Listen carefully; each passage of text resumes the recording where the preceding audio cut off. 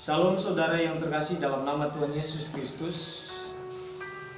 Saat ini saya mau berbagi tentang firman Tuhan, di mana saya angkat satu tema yang menarik menurut saya, yaitu siapaku saudara kandungku. Saudara, bahwa kita tahu bahwa bukanlah suatu kebetulan ketika kita memiliki saudara kandung, entah itu kakak, entah itu adik. Mereka adalah titipan Tuhan bagi keluarga kita. Jadi tidak ada alasan bagi kita untuk mengatakan bahwa itu bukan saudaraku. Tidak ada juga alasan bagi kita untuk mengatakan bahwa saya tidak bisa menerima dia sebagai saudara. Saudara yang terkasih dalam nama Tuhan Yesus Kristus, setelah saya amati dan saya bertanya kepada banyak orang tentang hubungan dalam persaudaraan, dari sekian banyak orang, hanya beberapa orang saja yang memiliki hubungan yang baik di dalam menjalin hubungan dalam persaudaraan. Selain daripada itu, putus dan hancur. Bahkan ada yang mengatakan bahwa tidak perlu ada saudara kandung. Bahkan dia juga mengatakan bahwa lebih baik saya berteman kepada orang lain dan itu saya anggap sebagai saudara saya sendiri daripada saudara kandung sendiri. Saudara yang terkasih dalam nama Tuhan Yesus Kristus, itu adalah satu statement yang salah dalam hidup kita. Terkadang bahwa jikalau saudara kita bermasalah, saudara kita dalam keadaan krisis secara ekonomi, atau cara hidup yang mungkin jauh daripada Tuhan, atau mungkin cara fisik lemah, tidak kuat, atau bahkan cacat sekalipun, seringkali kita mengatakan bahwa itu bukan saudaraku. Saudara yang terkasih dalam nama Tuhan Yesus Kristus, bahwa kita sebagai orang Kristen harusnya kita bersyukur kita memiliki saudara yang senantiasa bersama-sama dengan kita. Setelah saya baca artikel, dia mengatakan bahwa teman boleh berganti, sahabat pun boleh berganti, bahkan istri dan suami pun bisa berganti, tetapi saudara itu sampai akhir, dan hanya kematian yang bisa memisahkan dalam hidup kita. Tapi seringkali saudara itu kita jadikan sebagai musuh yang prioritas dalam hidup kita.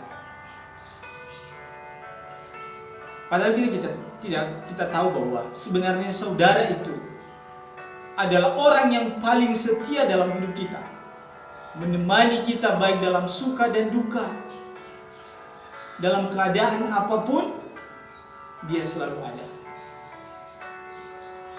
Di dalam Alkitab juga ada 3 contoh keluarga yang saudara kandung yang memiliki hubungan yang tidak baik. Yang pertama adalah Kain dan Habel di dalam Kejadian 4. Kain dan Habel merupakan saudara kandung, di mana mereka sama-sama mengerjakan pekerjaan mereka sesuai dengan profesi. Tetapi apa yang terjadi? Ketika Tuhan memilih untuk meminta Kain dan Habel untuk mempersembahkan korban kepada Tuhan, maka apa yang terjadi? Ada yang memberikan dengan sungguh-sungguh, ada yang memberikan juga dengan asal-asalan, sehingga Tuhan pun mengindahkan. Tuhan tahu di antara Kain dan Habel siapa yang paling tulus dalam memberikan. Sehingga apa yang terjadi? Kain membunuh adiknya sendiri Kenapa? Karena dia iri hati. Kenapa saudara saya lebih baik daripada diri saya sendiri? Padahal tidak sadar bahwa untuk menjadi seorang pribadi yang lebih baik bukan suatu hal yang gampang. Harus disertai dengan ketulusan dalam hati. Contoh yang kedua, ada Yakub dan Esau. Mereka adalah sang saudara. Tetapi apa yang terjadi dalam hubungan persaudaraan? Esau menjual hal kesulungannya hanya gara-gara makanan.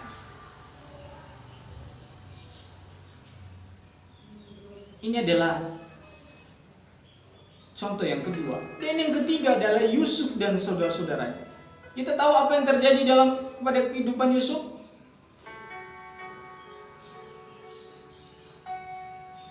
Saudara-saudaranya tidak menerima Yusuf, bahkan mereka menganggap remeh dan tidak punya apa-apa. Sehingga apa yang mereka lakukan adalah mereka menjual saudara mereka sendiri. Saudara yang terkasih dalam nama Tuhan Yesus Kristus, begitu kejamnya 3 tokoh ini di dalam perjanjian lama yang mempertontonkan kepada setiap orang percaya bagaimana kehidupan dalam persaudaraan. Saudara yang terkasih dalam nama Tuhan Yesus Kristus, harusnya kita sebagai orang percaya lebih membangun kembali hubungan dalam persaudaraan. Saat ini saya banyak melihat bahwa saudara sekarang udah tidak penting lagi. Mungkin karena ada seseorang yang menganggap, oh saya hebat, saya punya segala sesuatu, sudah berpangkat. Saudara saya pun yang miskin pun gak usah saya lihat. Ada juga mengatakan, oh saudara saya udah cacat, tidak usah saya punya berhubungan lagi dengan saudara itu. Loh, bukan.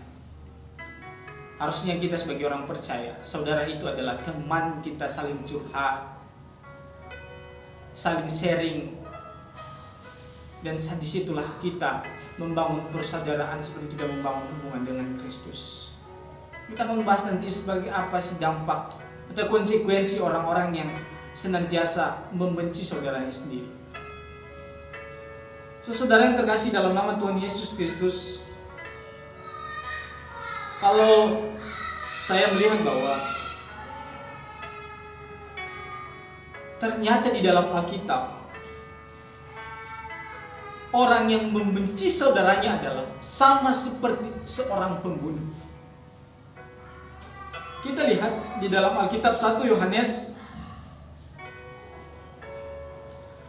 pasal 3 ayat 15. Dia mengatakan bahwa setiap orang yang membenci saudaranya adalah seorang pembunuh manusia. Dan kamu tahu bahwa tidak ada seorang pembunuh yang tetap memiliki hidup yang kekal di dalam dirinya. Ternyata saudara yang terkasih dalam nama Tuhan Yesus Kristus, jikalau kita membenci saudara kandung kita sendiri adalah ibarat seorang pembunuh.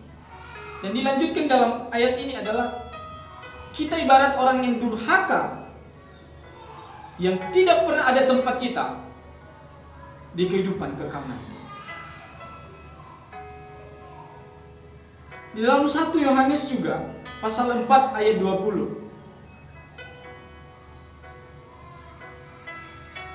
Dia mengatakan, jikalau seorang berkata aku mengasihi Allah dan ia membenci saudaranya, maka ia adalah manusia pendusta. Karena barang siapa tidak mengasihi saudaranya yang dilihatnya, tidak mungkin mengasihi Allah yang tidak dilihat. Saudara yang terkasih dalam nama Tuhan Yesus Kristus, di dalam 2 ayat ini memberikan pandangan kepada kita bahwa orang yang senantiasa membenci saudaranya adalah seorang pembunuh dan seorang pendusta. Kita sehari-hari datang ke gereja, sehari-hari berdoa, tapi hubungan di dalam persaudaraan kita tidaklah baik. Tidak usah kita membungkus atau menutup diri kita dengan baju yang bagus, dengan kata yang lembut, tetapi di dalam keluarga kita sedang dalam keadaan hancur dan kacau. Saudara yang terkasih dalam nama Tuhan Yesus Kristus, harusnya apa yang harus kita lakukan? Adalah mari kita senantiasa belajar untuk menerima keadaan. Bagaimanapun saudara kita berada dalam kemiskinan, saudara kita berada dalam kesakitan yang mungkin orang lain mungkin tidak pernah merasakan, atau saudara kita berada dalam kebangkrutan secara ekonomi, cacat secara fisik dan lain sebagainya. Tetapi bagaimanapun Tuhan mengatakan bahwa itu adalah titipan Tuhan bagi keluarga kita. Dia mengatakan bahwa dalam 1 Yohanes 4 ayat 21, dia mengatakan, dan perintah ini kita terima dari Dia, barang siapa mengasihi Allah, ia harus juga mengasihi saudaranya. Jadi kalau kita mengaku mengasihi Tuhan, kita harus memulaikan dulu dalam diri kita untuk mengasihi saudara kita sendiri. Ayat selanjutnya juga di dalam Yohanes pasal 15. Di situ juga jelas dia mengatakan bahwa Yohanes 15 ayat 12. Inilah perintahku, yaitu supaya kamu saling mengasihi seperti aku telah mengasihi kamu. Jikalau Tuhan pun mengasihi hidup kita, begitu jugalah kita harus mengasihi saudara kita sendiri. Alkitab juga mengajarkan kita untuk kasihilah sesama manusia seperti diri kita sendiri. Kalaupun kita memukul diri kita sakit, begitu jugalah orang lain merasakan apa yang kita rasakan. Tidak usah sombong kepada saudara kita karena kita kaya. Tidak usah sombong kepada saudara kita yang mungkin belum mampu dan lain sebagainya. Tetapi kasihilah saudara kita, saudara dimanapun Anda berada, dengan kasih seperti Tuhan mengasihi hidup kita.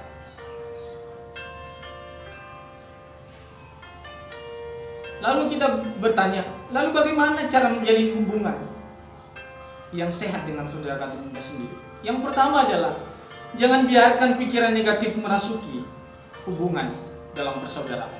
Kadang-kadang pikiran yang negatif inilah yang membuat akar di dalam persaudaraan hancur. Pikiran-pikiran yang tidak baik gak usah kita ungkit dalam persaudaraan. Yang kedua, menjalin komunikasi yang baik. Kita mau punya makan, kita hidup sederhana, tetap kita senantiasa jalin komunikasi antara satu dengan yang lain.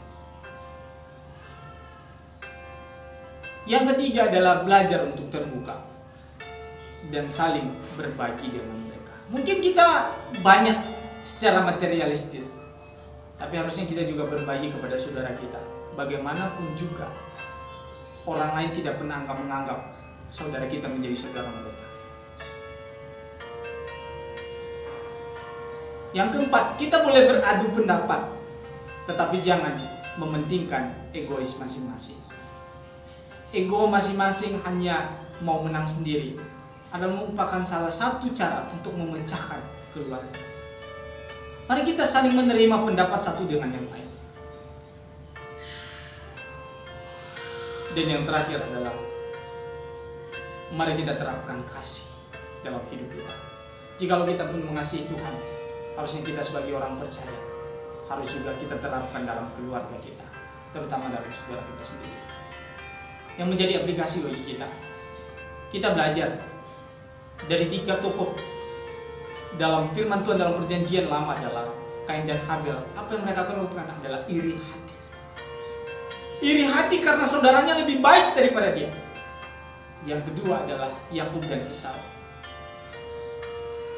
Hanya gara-gara makanan bisa menjual hak keseluruhan. Jangan karena kebutuhan kita jual harga diri kita.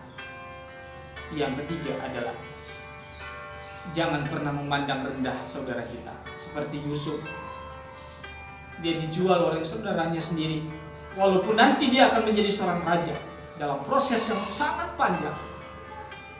Tapi yang terjadi, yang dirasakan oleh Yusuf, saudaranya sendiri mengkhianatinya, menjual dirinya sendiri. Padahal tidak pernah ada niatnya untuk membenci saudaranya yang lain. Tapi apa yang terjadi? Saudara Yusuf menjual saudaranya sendiri. Saudara yang terkasih dalam nama Tuhan Yesus Kristus, itulah aplikasi bagi kita. Marilah kita mengasihi saudara kita.